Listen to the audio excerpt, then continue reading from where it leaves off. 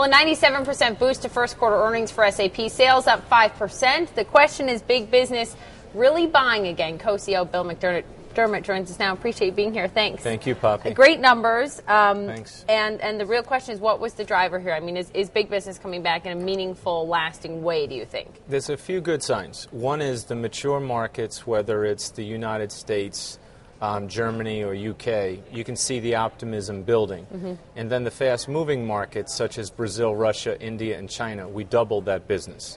So the markets are coming back, some at a different pace than others, but industries are also coming back. We saw consumer products, financial services, insurance, and banking, and retail showing very good double-digit growth. So we have reason to believe that if you have a good business model and you got a good global footprint, you are going to do pretty well in this new environment. Well, I mean, SAP aims, the reason businesses pay for the products is to save them money, right? So you would think that a recession could possibly be good for a business in a twisted way. Is that what you're seeing at all? That's interesting, because when the market does downturn, we should do better, because you need systems to become more lean and more efficient, but customers tend to buy smaller. So as the market comes back, you not only have the efficiency buyer, but you also have the growth buyer. Mm-hmm. And there's a convergence right now between senior executives in business and senior IT leaders, where strategy meets IT for business impact. And looking within SAP, I mean, it's been quite a turbulent time, a changeover in management. And it was interesting, in March, you talked about a promise within the company of a culture of fun and trust, focusing on innovation. Why is that? How is SAP going to change? You don't often hear CEOs talking about fun necessarily. Well, I think for us, fun means successful. It means putting people first and really recognizing that the employee power is the essence of any great company. Did that get lost over the last few years? I think sometimes things get lost, and perhaps it's not on purpose. Mm-hmm. It's just that the conditions of the times supersede the identity or the DNA of who you are. We're bringing that DNA back.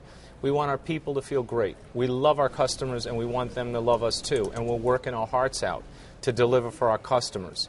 We'll do that in industries and market segments and rally everyone around that common cause, which is to make every customer a best-run business. Whether it's large, medium, or small customers Precisely. That you deal with. There's been some criticism in terms of IT at SAP saying, you're slow-moving when it comes to getting into the cloud, if you will.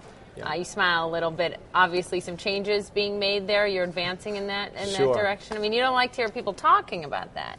I love the truth. And when I hear the truth, I react with a smile, because if I've heard something, it's true, even if it's only a perception. Mm-hmm. So what we are doing is we're innovating, and we're bringing a whole new product to market in mid-year that is truly an on-demand suite of business applications, from supply chain to customer relationship management, in one offering. Is the cloud the future in terms of that? Is that what big business wants, or are they still a bit trepidatious? There'll be a hybrid approach. Okay. So you'll have on-premise innovation, where things are done at the company site. Mm-hmm. You'll have certain applications that will be bought for on-demand, and you'll have some that are on-device. You and I talked earlier about being on the road. Sure. You consume your business value and your applications from your mobile device. SAP uniquely serves all of these environments and orchestrates between the three to ensure data integrity, transactional excellence, and, of course, end-to-end business process management. That's our differentiator. One interesting move that SAP's made, along with some of its peers, is in terms of opting for debt to raise capital. It's the first time we've seen that at SAP.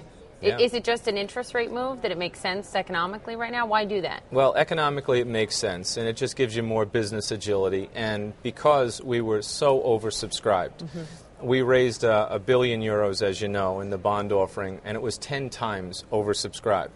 And when you think about the cost of capital being extremely low now, it made a lot of sense just on an operating basis.